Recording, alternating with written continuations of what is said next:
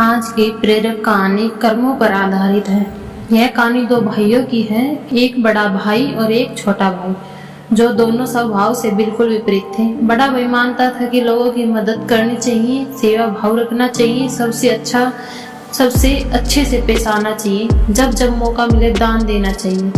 छोटा भाई मानता था कि जीवन एक ही बार मिलता है, इसलिए उसे खुलकर जीना चाहिए। जो भी मन हो वह करना चाहिए, नशा हो, डांस बार जाना हो या और कुछ भी जिससे खुशी मिले वह हर काम करना चाहिए। दोनों भाई अपनी अपनी मान्यताओं के हिसाब से अपना जीवन व्यतीत कर रहे थे।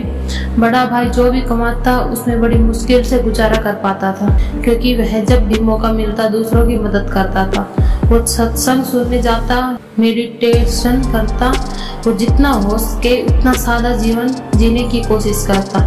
छोटा भाई गलत रास्ते और गलत तरीके से ज्यादा धन कमाता और अपनी हर इच्छा पूरी करता। दारू सिगरेट पीता, नाचने वालों के पास जाता, जितना संभव हो उतना ऐश करता। बड़ा भाई अक्सर अपने भाई को समझाने की कोशिश करता कि वह अपने जीने का तरीका बदल ले, वो जो कुछ कर रहा है वे अच्छे कर्म नहीं है। लेकिन छोटा भाई उसकी एक ना सुनता और उल्टा बड़े भाई को ही अपना जीवन का तरीका बदलने के लिए कहता। वे दोनों ही एक दूसरे की बात माने बिना अपने अपने तरीके से जिंदगी जीते रहे। एक दिन बड़े भाई को घर लौटते हुए रास्ते में चप्पल में एक कील घुस गई, जो चप्पल को चीरते हुए उसके पैरों में घुस गई। उसे बड़ा दर्द इतना ज्यादा था कि वह ठीक से चल भी नहीं पा रहा था, लेकिन फिर भी जैसे तैसे लंगड़ाते दर्द सहन करते अपने घर तक पहुंचे। घर पहुंचने के बाद उससे बिल्कुल भी खड़ा हुआ नहीं जा रहा था। उसे बहुत प्यास लग रही थी, लेकिन दर्द इतना ज्यादा था कि वह पानी का गिलास लेने तक की हिम्मत नहीं जुटा पा रहा। इसलिए अब बड़ा भाई छोटे भाई के आने की राह देखने लगा। थोड़ी देर बाद छोटा भाई घर आया तो उसके चेहरे पर बड़ी सी मुस्कान थी। वह बहुत ज्यादा खुश लग रहा था। छोटे भाई को देखते ही बड़े भाई ने उसे पानी मांगा।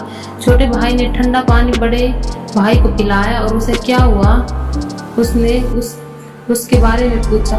बड़े भाई ने बताया कि उसके पैर में कील घुस गई है। छोटा भाई बड़े भाई से बोला, देखिए आप इतना सादा और सच्चाई भरा जीवन जीते हैं, बदले में आपको क्या मिला, और यह देखिए मैं कितना खुलकर जीवन जीता हूँ, इसलिए आज मुझे रास्ते में हीरे का हार मिला।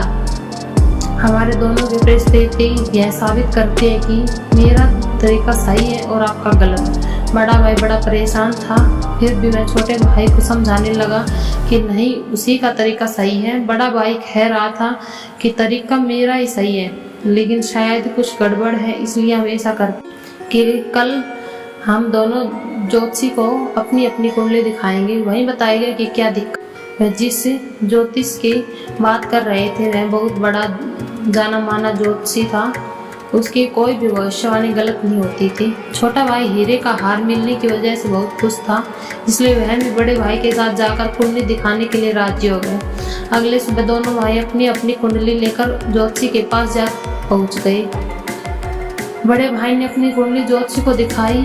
उस कुंडली को देखते ज्योतिषी बोला, बाप रे बाप, किस अभागे की यह कुंडली है, यह तो अब तक मर गया होगा। बड़ा भाई कुछ नहीं बोला और फिर छोटे भाई की कुंडली ज्योतिषी को पढ़ने के लिए दी। उसकी कुंडली देखते ज्योतिषी खुशी से बोल पड़ा, यह बहुत अच्छी कुंडली है, जिसमें तो राजयोग लिखा है, यह जरूर अब तक मंत्री बन गया होगा। दोनों कुंडली दिखाने देने के बाद दोनों भाइयों ने ज्योतिषी से कहा कि यह दोनों कुंडली उनकी है और आपकी भविष्यवाणी गलत है, क्योंकि ना ही बड़ा भाई अब तक मरा है और ना ही छोटा भाई मंत्री बना है। ज्योतिषी ने दोनों से कहा कि मैं कुंडली पढ़ने में गलत हो ही नहीं सकता। हाँ, अगर तुम्हारे कर्म कुछ ऐसे हो तो तुम्हारी कुंडली में लिखा बदल जरूर सकता है। ज्योतिषी ने पहले बड़े भाई से और बाद में छोटे भाई से उनके जीवन जीने का तरीका और वह कैसे कर्म करते हैं उसके बारे में विगत से जाना।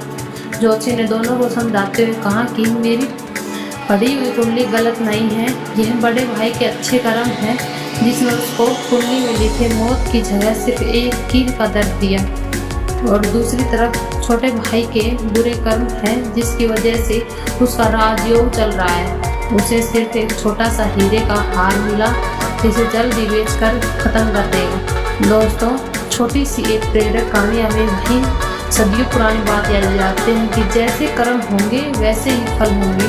अगर हमारा वर्तमान अच्छा या बुरा है तो वह हमारे पहले पुराने कर्मों की वजह से है, और हमारा भविष्य अच्छा या बुरा होगा वह हमारे वर्तमान के कर्मों के हिसाब से होगा।